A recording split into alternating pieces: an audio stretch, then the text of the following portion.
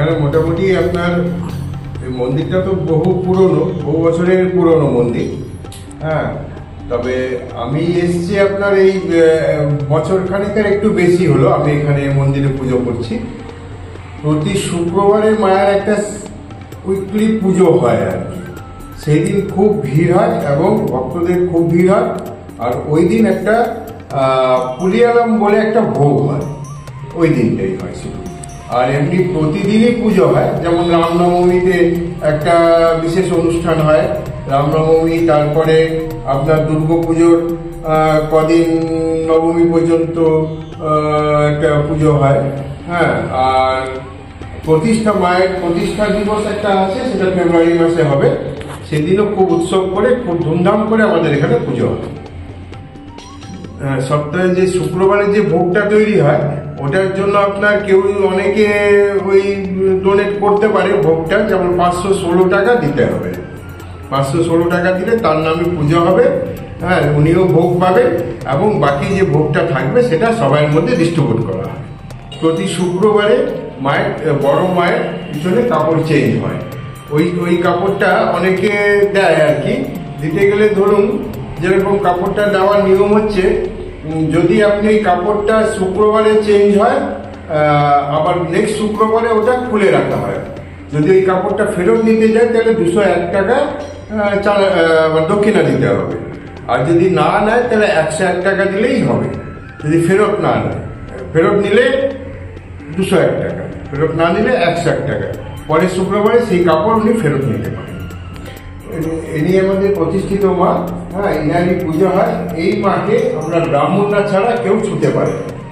আর এই মায়ের আমরা নিজেরাই অভিষেক করি সপ্তাহে একদিন, মঙ্গলবার, প্রতি মঙ্গলবারে। তখন ওনার পোশাক পরিবর্তন করা হয় আর আমরা নিজেরা অভিষেক করি এই মা। যারা আমাদের এই ভিডিওটা দেখছেন, যেগুলো আমি বললাম, সেগুলো আমাদের এই মন্দিরে, খড়গপুরে এই নেমপুরায় অবস্থিত কনক দুর্গা মন্দিরে সবাইকে আহ্বান জানাচ্ছি। সবাই এই মায়ের দর্শন করতে অবশ্যই আসবেন এবং প্রণাম করে যাবেন, বা যথাসম্ভব পুজো দিয়েও দিতে পারেন।